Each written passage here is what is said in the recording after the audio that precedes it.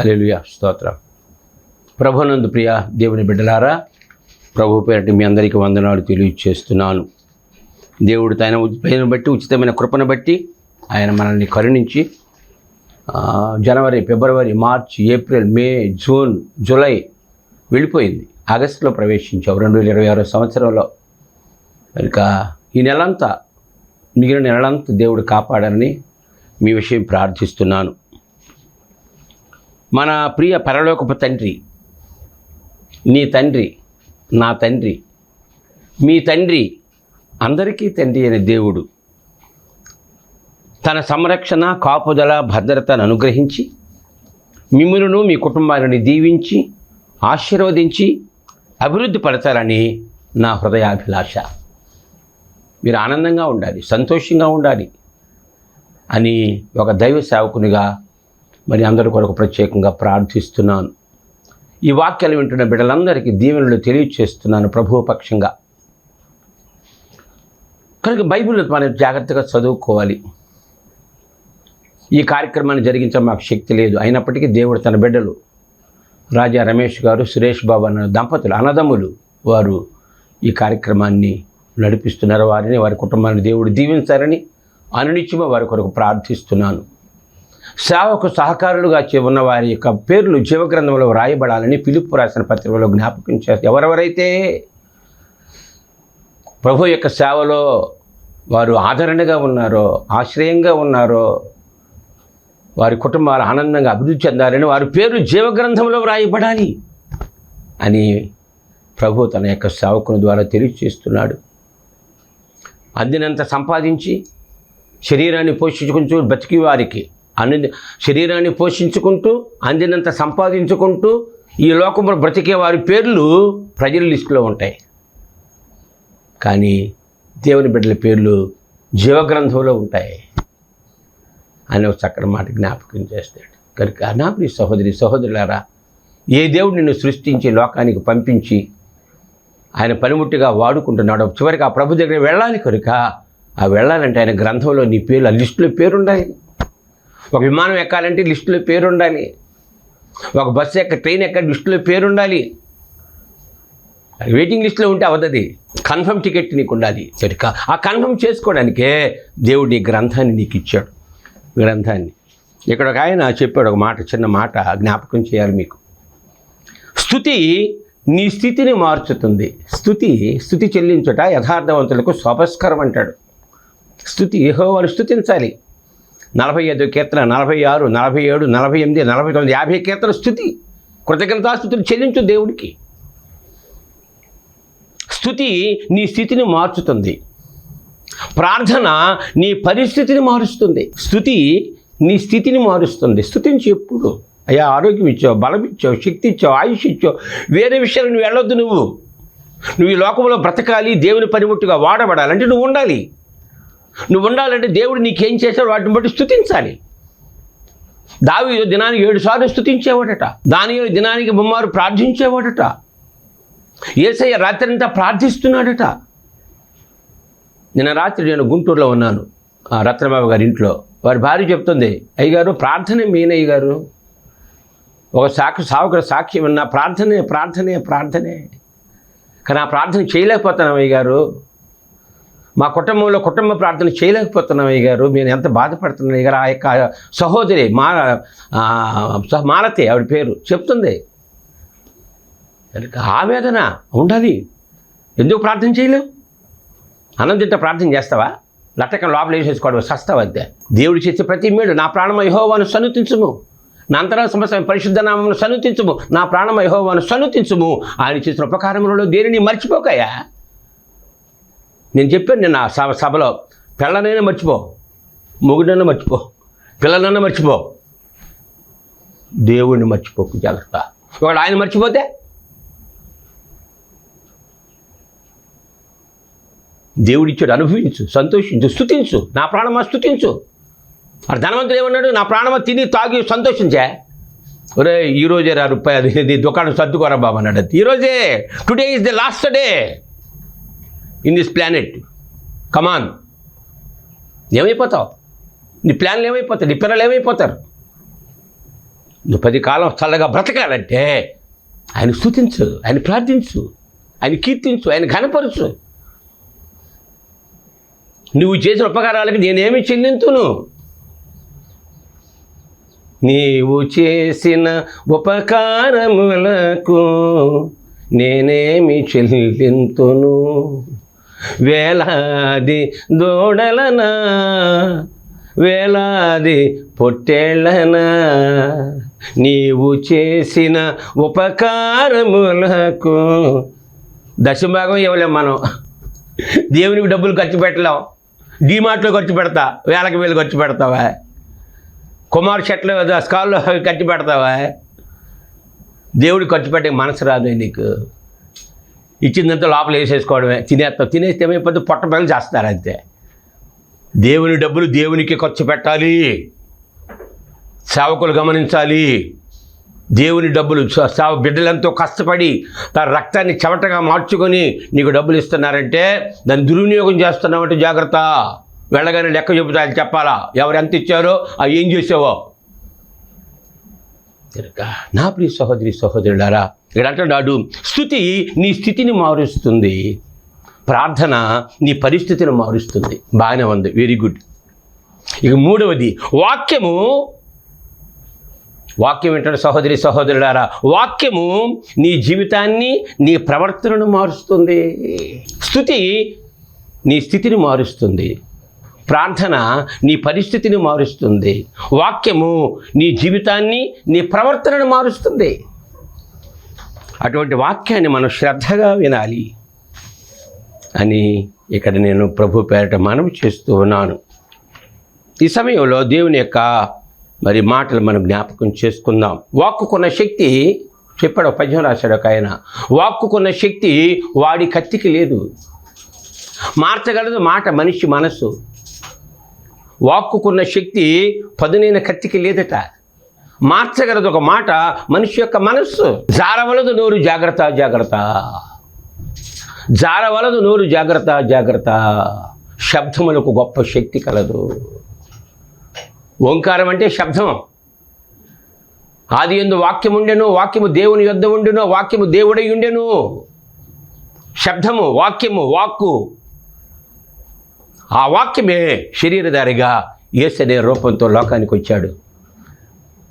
ఆయన మాటలు తేనె కంటే జుట్టు తేనె ధారల కంటే మధురమైన మాటలు, వేల కొలది వెండి బంగారు నాణెముల కంటే విలువైన మాటలు, దేవుని మాటలు. అవి మూటలు, అవి నీకు ఓటలు, అవే నీ చుట్టూ పెద్ద కోటలు. నా ప్రియ సహోదరి సహోదరులారా, దేవుడు తన గ్రంథాన్ని మనకి ఇచ్చాడు నీ జీవిత విధానాన్ని మార్చడానికి, నీ జీవితాన్ని మార్చడానికి.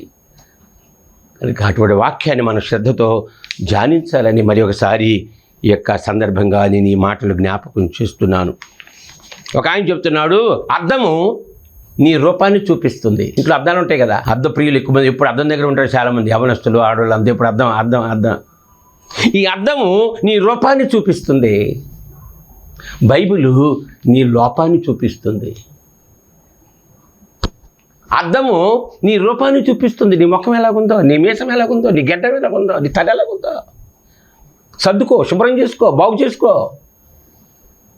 అద్దము నీ రూపాన్ని బాహ్య రూపాన్ని చూపిస్తుంది. అంతరంగంలో ఎవరు చూపించాలి? దేవుడు నీ ఆంతర్యాన్ని ఎరిగినవాడు, నీ హృదయాన్ని ఎరిగినవాడు దేవుడు. జాగ్రత్త, ఎవడు చూడట్లేదు అనుకుంటున్నావేమో. బైబిల్ గ్రంథంలో ప్రసంగి గ్రంథం 8వ అధ్యాయంలో, ప్రసంగి గ్రంథంలో 8వ అధ్యాయంలో దేవుని మాటలు ఎక్కువ చదువుకోవాలి మనం. 8వ అధ్యాయంలో 11వ వచనం చదువుదాం. 8:11 ప్రసంగి గ్రంథంలో 8వ అధ్యాయంలో 11వ వచనం. దుష్టక్రియకు తగిన శిక్ష శీఘ్రముగా కలగకపోవుట చూచి మనుషులు భయం విడిచి హృదయపూర్వకముగా దుష్టక్రియలు చేయుదురు. బా, ఏ రాశారండి సోలమన్ గారు. బా, దుష్టక్రియకు తగిన ఫలితము శిక్ష శీఘ్రముగా కలగకపోవడం చూసి ఇమీడియట్గా రాదు. అందుకని తప్పులు చేసుకుంటూ పోతాడు. సార్, రోడ్డు మీద బైక్ జాగ్రత్తగా వెళ్ళకపోతే యాక్సిడెంట్ అయిపోతుందండి, అందుకని జాగ్రత్తగా వెళ్తాడు. అదే నువ్వు తప్పులు చేసి వెంటనే శిక్ష రాదుగా. ఇక్కడ అదే రాసి దుష్క్రియకు తగిన శిక్ష శీఘ్రముగా కలగకపోవట చూచి మనుషులు భయము విడిచి, భయం ఉండదు అంతేగా. ఒక తప్పు చేస్తే కొంచెం భయపడి చేస్తాడు. ఒక తప్పు, రెండో తప్పు, మూడో తప్పు, ఏముందలే, భయము విడిచి హృదయపూర్వకముగా తర్వాత వాళ్ళెవరు పాపాత్ములట. భయం విడిచి దుష్క్రియలు హృదయపూర్వకంగా చేసేవాళ్ళు పాపాత్ములు. 100 మారులు దుష్కార్యములు చేసి దీర్ఘాయుష్మంతుడైనను దేవుని యందు భయభక్తులు కలిగి ఆయన సన్నిధిని భయపడు వారు అబ్బా క్షేమముగా నుందురనియు, భక్తిహీనులు దేవుని సన్నిధిని భయపడరు గనుక వారికి క్షేమము కలగదని, వారు నీడ వంటి దీర్ఘాయమును పొందకపోవుదురని. ఇది పాయింట్.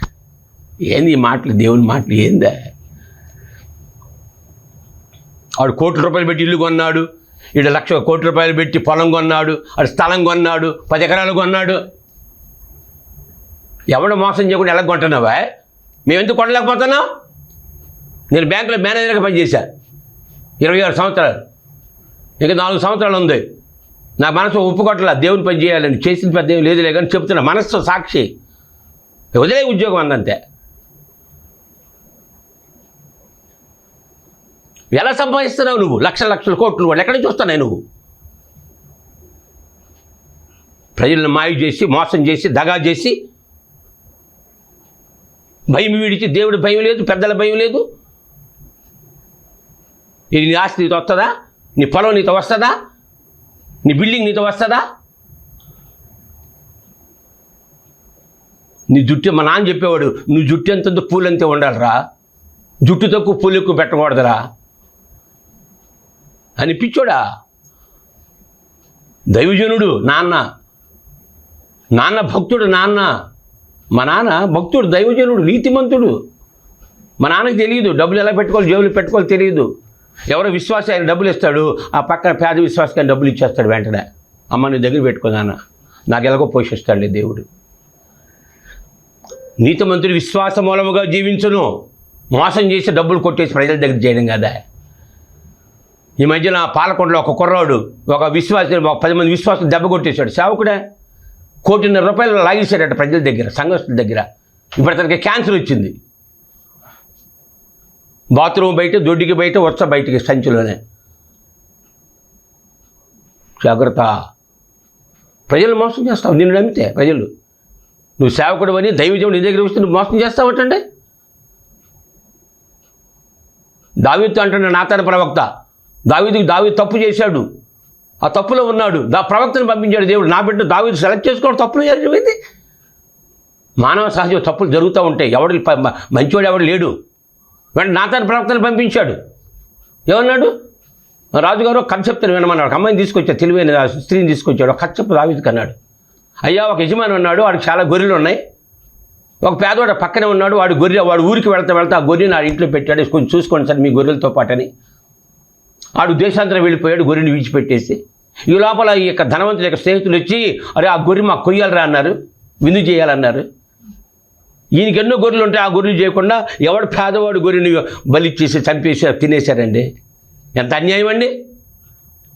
ఆయనకి ఎన్నో గొర్రెలు ఉండగా ఆ పేదవాడు గొర్రె నువ్వు తినేసి చంపేస్తావా? లేడని, అనామకుడని, తెలివి లేనివాడని, అమాయకుడని. తెలివి లేని వాళ్ళు ఎవరు లేరు. ప్రేమ కోసం వాళ్ళు అలా బలి అయిపోతున్నారు అంతే.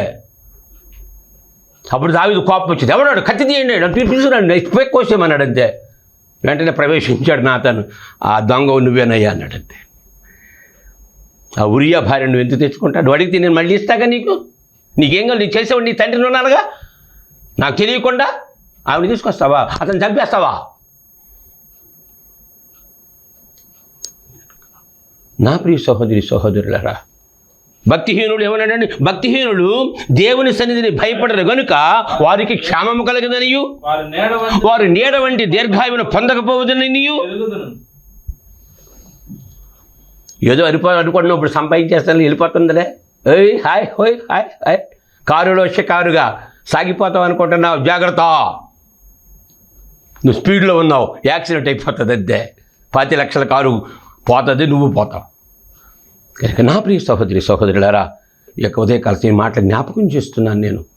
మిమ్మల్ని ద్వేషించి మీ మీద కోపంతో ఈ మాటలు నేను చెప్పడం లేదు. మన దేవుని బిడ్డను దేవుడు పిలుచుకున్నాడు. నాకు ఆయన రక్తం మన కోసం ధారపోసాడు. పవిత్రులుగా, నీతిమంతులుగా, నిర్దోషులుగా, నిరపరాధులుగా మనం ఉండాలి. 10 మంది నిరపరాధులుగా చేయాలి. నేను మీకు ఏ సంగతులు జ్ఞాపకం చేసి వారిని చెప్పండి అయ్యా అన్నాడు. నువ్వు ఆలోచించుకో, చేసే వదిలే. ఇప్పటికైనా క్షమిస్తాడు. వెంటనే దావీదు నాతాను అన్నాడు, రే దేవుడు నీ పాపాలు క్షమించాడు. దావీదు, దేవుడు నీ పాపాలు, లేకపోతే నువ్వు కూడా అవుట్ అయిపోవలసిందే ఉరియాలాగా. దేవుడి నీ ప్రాణం కాదు, పాపాలు ఒప్పుకున్నావు కనుక. వెంటనే దావీదు మోకరించి అప్పుడు రాశాడు 51వ కీర్తన, దేవా నీ కృపతో నన్ను కరుణించుము, నీ వాపల నుంచి ప్రమాద బాగా తుడిచివి, నా దోషను బాగా కడుగుము. నా అతిక్రమాలు నాకు తెలిసే ఉన్నవి, నా పాపం వెళ్ళినప్పుడు నా ఎదుట ఉన్నది. నీకు కేవలం నీకే విరోధముగా నేను పాపము చేసి ఉన్నాను, నీ దృష్ట్యా చెడుదనము చేసి ఉన్నాను. హిమము కంటే నీ తెల్లగా ఉండాలి నాయన. ఏ కళంకము, ఏ మచ్చ ఉండకూడదు, ఏ ముడత ఉండకూడదు నాయన. రేపు యేసయ్య వస్తున్నాడండి నేను తీసుకెళ్ళిపోవడానికి, దూతలను పంపిస్తున్నాడు భూలోకానికి. ఆ దూతలు వస్తారు, ఈ కళంకము, మడత, మచ్చ ఉండకుండా ఉండాలి, అప్పుడే తీసుకుంటాడు నిన్ను. నువ్వు పవిత్రంగా ఉంటేనే నీ తీసుకెళ్తాడు ఆయన. యేసు ప్రభు నమ్మేసుకున్నావులే, బాప్తీసం పొందేసావులే, గుడికి వెళ్తున్నావులే, కానుకలు ఇస్తున్నావులే, అది కూడా తీసుకెళ్ళడు. అక్రమం చేయవారులారా మీరెవరో నాకు తెలియదు పొండని అడిగితే, నీ నామను అద్భుతాలు చేయలేదా, దెయ్యాలు వెళ్ళగొట్టలేదా, ఎవడరా పొండిరా మీరు. కనుక నా ప్రియ సహోదరి సహోదరుడారా, ఏ దేవుడు నిన్ను కరికరించి ప్రాణం పోసి జీవిస్తున్నాడు, నడిపింపు చేస్తున్నాడో దేవునికి విరోధముగా నువ్వు ఉండకు. అది నీకు నష్టము, నీ కుటుంబానికి, నీ సంతానానికి నష్టం. అది మా నాన్నగారు దైవజనుడు కనుక మేమంతా హాయిగా ఉన్నాం ఈరోజు. వీళ్ళకి ఆహారం, మంచి బట్టలు, ఏదో కోట్లు లేకపోయినా సంతోషంతో బ్రతుకుతున్నాం. అందుకని కోట్లు ఏం చేసుకుంటారు నాన్న. నా ప్రియ సహోదరి సహోదరులారా, దేవుని వాక్యం వింటున్న శ్రోతలారా, మీ అందరికి బ్రతిమలాడుతున్నాను. ఏ దేవుడి గ్రంథాన్ని చదవండి, అది నీ జీవితాన్ని మారుస్తుంది. కనుక ఇక్కడ ద్వితీయోపదేశ కాండంలో 6వ అధ్యాయంలో 4 మాటలు కూడా చదవండి. ద్వితీయోపదేశ కాండంలో 6వ అధ్యాయంలో 4 నుంచి విను. నీ పూర్ణ హృదయముతోను, నీ పూర్ణ ఆత్మతోను, నీ పూర్ణ శక్తితోను ప్రేమించవలెను.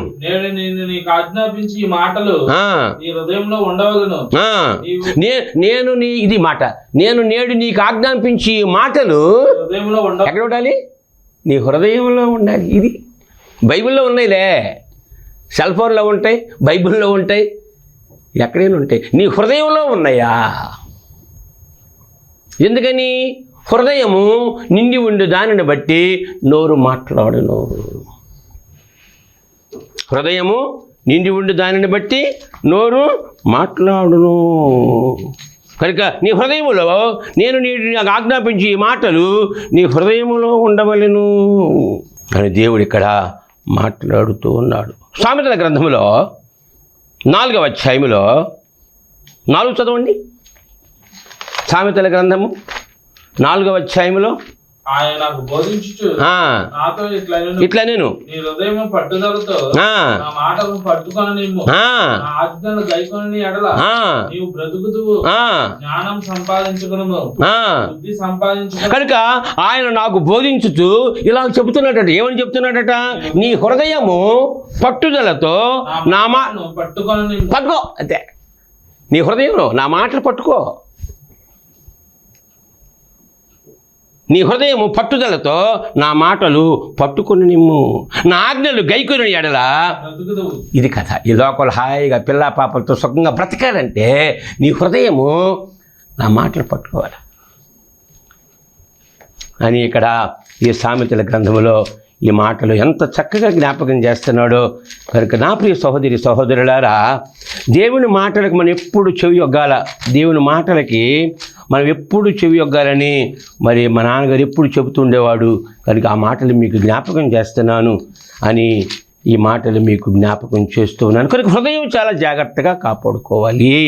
అదే 4వ అధ్యాయంలో 4వ అధ్యాయంలోనే 20 నుంచి చదవండి. నా కుమారుడా, నా మాటను ఆలకింపుము, నా వాక్యంలో నీ చెవి యొగ్గుము, నీ కన్నుల ఎదుట నుండి వాటిని తొలగిపోనీయకము. నీ హృదయమందు వాటిని భద్రము నీ హృదయములో వాటిని భద్రము చేసుకొనుము. అవి దొరికిన వారికి అవి జీవమును. వారి సర్వ శరీరములకు నువ్వు మందులు వేసుకుంటే కాదు, టానిక్లు తాగితే కాదు, డాక్టర్ దగ్గరికి వెళితే కాదు. నీ వాక్యములకు చెవియొగ్గుము. నీ కన్నుల నుంచి తొలగిపోనీయకము. నీ హృదయమందు వాటిని భద్రము చేసుకొనుము. ఆ తర్వాత అవి దొరికినవి వారికి అవి జీవమును ఆరోగ్యమునిచ్చును. నీ హృదయములో నుంచి దేవధారలు బయలుదేరును. కాబట్టి అన్నిటికంటే ముఖ్యముగా ఇది కథ. అన్నిటికంటే ముఖ్యముగా యోహాను సువార్తలో మరియు ఆమె సహోదరి మార్త అనువారి గ్రామమైన బెతానియాలో ఉన్న లాజరును ఒక రోగి ఆయను. ఈ లాజరు ప్రభువును అత్తరు పోసి తల వెంట్రుకలతో ఆయన పాదమును తుడిచిన మరియకు సహోదరుడు. అతని అక్క చెల్లెండ్రు, ప్రభువా నీవు ప్రేమించేవాడు రోగి ఉన్నాడని ఆయన ఎదుగు వర్తమానం పంపిరి. యేసు అది విని, ఈ వ్యాధి మరణం కొరకు వచ్చినది కాదు గాని దేవుని కుమారుడు దాని వల్ల మహిమపరచబడు, దేవుని మహిమ కొరకు వచ్చినను. యేసు మార్తను సరే మీరు అది చెప్పారు కదా. 10వ అధ్యాయం చూడండి. 10వ అధ్యాయంలో ఇదే కథ. 10వ అధ్యాయంలో 38 చదవండి. లూకాసు వార్త 10వ అధ్యాయంలో 38లో అంతటా వారు ప్రయాణం అయిపోవచ్చుండగా ఆయన ఒక గ్రామంలో ప్రవేశించెను. మార్తా అని ఒక స్త్రీ ఆయన తన ఇంట చేర్చుకొనెను. మరియా అని సహోదరి ఉండెను. ఈమె మరియా యేసు పాదాల యొద్ద కూర్చుండి ఇదండి ఇది కావాల్సిందే. ప్రభుపాద సన్నిధి అంటాడు. ప్రభుపాద సన్నిధి. విశాఖపట్నంలో మా నాన్నగారు శిష్య స్నేహితుడు ఉండేవాడు. ఆయన కాంతరాజు గారు బ్యాప్టిస్ట్లో పెద్ద మెంబర్. ఆయనకు మందిరం కట్టుకున్నాడు. దానికి పేరు ప్రభుపాద సన్నిధి అని పెట్టాడు పేరు. అందులో ఒక సంగీత గారికి ఎంట్రన్స్, మిగతా వాళ్ళు ఎవరు రానిచ్చాడు కాదు. ఆయన భక్తుడని. ఈమె యేసు పాదాల యొద్ద కూర్చుండి ఆయన బోధ వినుచుండెను. 40వ వచనం. మార్త విస్తారమైన పని పెట్టుకున్నాడు చేత తొందరపడి ఆయన యొద్దకు వచ్చి, ప్రభువా నా సహోదరుడు నన్ను విడిచిపెట్టినందున ఇదేంటది ఆయనకి చింత లేదా? సృష్టికర్తకి చింత లేదా? దేవుని కుమారుడికి చింత లేదా? ఎందుకు వచ్చాడు భూలోకానికి? చింతపడి భూలోకానికి వచ్చాడు. అందరు నరకానికి పోతున్నారు తప్పించడం కోసమే. మాట్లాడు నీకు చింత లేదా? సహాయం చేయమని ఆమెతో చెప్పుమనెను. అందుకు ప్రభువు, మార్తా మార్తా, నీవు అనేకమైన పనులను గురించి విచారము కలిగి తొందరపడుచు. చూసారా, ఎక్కువ పనులుంటే విచారము, తొందర, బీపీ పెరుగుతుంది. ఏ మాట అంటావో నీకు తెలియదు. ఏసైకి అంటావా నీకు చింత లేదేనే? ఏ మార్తా మార్తా 2 సార్లు చెప్పాడు. అక్కడ గట్టిగా చెప్పాడని అర్థం. మార్తా మార్తా, నీవు అనేకమైన పనులు చేయు చేత విచారము కలిగి తొందరపడుచున్నావు గాని ఇది అవసరమైనది ఒక్కటే. మరియ ఉత్తమమైన దాన్ని ఏర్పరచుకొనెను, అది ఆమె యొద్ద నుండి తీసివేయబడదని ఆమెతో చెప్పాను. అవసరమైనది ఒక్కటే. ఇక్కడేమన్నాడు? నీ హృదయంలో నుంచి జీవధారలు బయలుదేరాడు. కాబట్టి సామెతల గ్రంథంలో ఏమన్నాడు? 5:23లో నీ హృదయం నుంచి జీవధారలు బయలుదేరును. కాబట్టి అన్నిటికంటే ముఖ్యముగా నీ హృదయమును భద్రము చేసుకో. నీ హృదయం కావాలి ఆయనకి. నీ ఆంతర్యం ఎరిగినవాడు. దావీదుని ఎరిగాడు ఆయన. అతడు నా హృదయానుసారుడు దావీదు. హృదయం మోసకరమైనది, అది ఘోరమైన వ్యాధి కలిగినది. దాన్ని గ్రహించగలిగిన వాడు ఎవడు? యెరూషలేమా, నీ హృదయాన్ని నువ్వు కడుక్కువే. యెరూషలేమా, నీవు రక్షించబడినట్లు నీ హృదయంలో నుంచి చెడుతనాన్ని కడిగి వేసుకో. ఇర్మియా గ్రంథం 4:14 చెప్తున్నాడు. ఓ యెరూషలేమా, నీవు రక్షించబడినట్లు నీ హృదయంలో నుంచి చెడుతనాన్ని కడిగి వేసుకోను. ఎన్నాళ్ల వరకు నీవు దుష్టాభిప్రాయములు కలిగి ఉంటావు? ఎంతకాలం? లిమిట్ లేదా? దాన్ని పులి స్టాప్ పెట్టవా? ఎప్పుడు మోసం చేస్తూనే ఉంటావా చచ్చిపోయేంత వరకు? హృదయం మార్చుకోవా? ఆయన అంటున్నాడు, నీకు నూతన హృదయం ఇస్తానురా, నీ రాతి హృదయం తీసేస్తానురా. మత్తయి సువార్త 13:19 చదవండి. మత్తయి సువార్తలో 13:19 చదవండి. మత్తయి సువార్త 13:19 విత్తనాల ప్రసంగం చెప్తున్నాడు యేసయ్య. అక్కడ జ్ఞాపకం చేశాడు 13:19లో. ఎవడైనా రాజ్యమునకు వచ్చిన వాక్యం వినియోగం 23 చదవండి. 23 మంచి నేలను విత్తబడిన వాడు, వాక్యం విని మంచి నేల, రాతి నేల. సరే ఎన్ని నేల చెప్పాడు? మంచి నేల మీద విత్తబడిన వాడు, వాక్యమును విని గ్రహించువాడు, అట్టివాడు సఫలుడై నూరంతలుగాను, 60 30 ఫలించుచున్నాను. నీ నేల అంటే, నేల అంటే హృదయం. ఈ హృదయం మంచిగా ఉండాలా, హృదయం మెత్తగా ఉండాలా, దానికి వర్షం కావాలా. దేవుని వాక్యం ఎప్పుడైతే వస్తుందో నీ హృదయం మెత్తబడిపోతుంది. కనుక ఈ వాక్యాన్ని నీ హృదయంలో పెట్టుకోవాలి. రాతి నేలలో మొక్కలు మొలుస్తాయా? మొలవు. కనుక ఆయన యందు జీవించు వారికి నూతన హృదయం ఇచ్చును, నూతన స్వభావము కలుగు చేయును. రాటి గుండి తీసివేయి మాంసపు గుండెనిస్తాడు నీకు ఆయన. హృదయంలో క్రీస్తుని చేర్చుకో. మరియు మీరు దేవుని కుమారుని క్రీస్తునందు నాయన తండ్రి అని మొరపెట్టినప్పుడు తన కుమారుని ఆత్మను దేవుడి మీ హృదయంలోనికి పంపును. నీ హృదయం శుభ్రంగా ఉంటే ఆయన ఆత్మ నీలోనికి వస్తుంది. ఎప్పుడు ఆయన నీలోనికి వస్తాడో, కాబట్టి నీవు ఇక దాసుడు కాదు, కుమారుడివే, వారసుడు, ఆయన రాజ్యానికి వారసుడు అయిపోతావు. యేసయ్య నీ లోపలికి వస్తే. యేసయ్య ఎప్పుడు నీ లోపలికి వస్తాడు? నీ హృదయం శుభ్రంగా ఉండాలా, నీ హృదయం పవిత్రంగా ఉండాలా. నా కుమారుడా, నీ హృదయాన్ని జ్ఞాపకం చేసుకో, నీ హృదయాన్ని భద్రం చేసుకో అని ప్రభువు జ్ఞాపకం చేస్తున్నాడు. కనుక నా ప్రియ సహోదరి సహోదరులారా, నా కుమారుడా, 23:6 సామెతలు అంటాడు, నా కుమారుడా నీ హృదయాన్ని నాకు ఇరా. నీ హృదయాన్ని మెకానిక్ చేసేవాడు నేనే నాయన, ఎవడు లేడు లోకంలో. కనుక హృదయం బాగుంటే చాలు. హృదయ శుద్ధి గల వారు ధన్యులు, వారు దేవుని చూస్తారని దేవుని వాక్యం సెలవిస్తుంది. కనుక ప్రభువా, నా రాతి గుండె తీసివేయనైనా, నా చెడ్డ హృదయం తీసివేయి ప్రభువా. నా హృదయాన్ని కడుగు నాయన, నీ రక్తంలో కడుగు ప్రభువా. నీ అగ్నించే కాల్చు. 30 అంతలుగా, 60 అంతలుగా, 100 అంతలుగా ఫలించి జీవితాన్ని, ఫలభరితమైన జీవితాన్ని నాకు అనుగ్రహించి ఆ లోక వారసత్వాన్ని నాకు అనుగ్రహించమని ప్రభువును ప్రార్థించండి. మమ్మల్ని మిక్కిలిగా ప్రేమించిన మా పరలోకపు తండ్రి యేసయ్య నీకు వందనాలు. మానవ దేహం అంతటిలో హృదయం ప్రాముఖ్యమైనది నాయన. హృదయం లేకపోతే, గుండె లేకపోతే, హృదయం అంటారు, గుండె అంటారు, మనసు అంటారు, ఇది లేకపోతే శరీరానికి రక్తం వెళ్ళదు నాయన. రక్తం వెళ్ళకపోతే శరీరం పాడైపోతుంది, కుళ్ళిపోతుంది నాయన. ఈ హృదయాన్ని కడగండి, పవిత్రపరచండి, నీ రాజ్యానికి వారసుడిగా చేయండి. నీ బిడ్డలను దీవించండి. యేసయ్య శక్తి కలిగిన నామని వేడుకొనుచున్నాను తండ్రి. ఆమేన్. మన ప్రభువును రక్షణ యేసుక్రీస్తు కృప, తండ్రి అయిన దేవుని ప్రేమ, పరిశుద్ధాత్మ సహాయ సహకారం నిరంతరం తోడుగా ఉండి నీ హృదయాన్ని శుభ్రపరిచి దైవ దర్శనం పొందే కృపా భాగ్యం మీకు అనుగ్రహించునుగాక. ఆమేన్.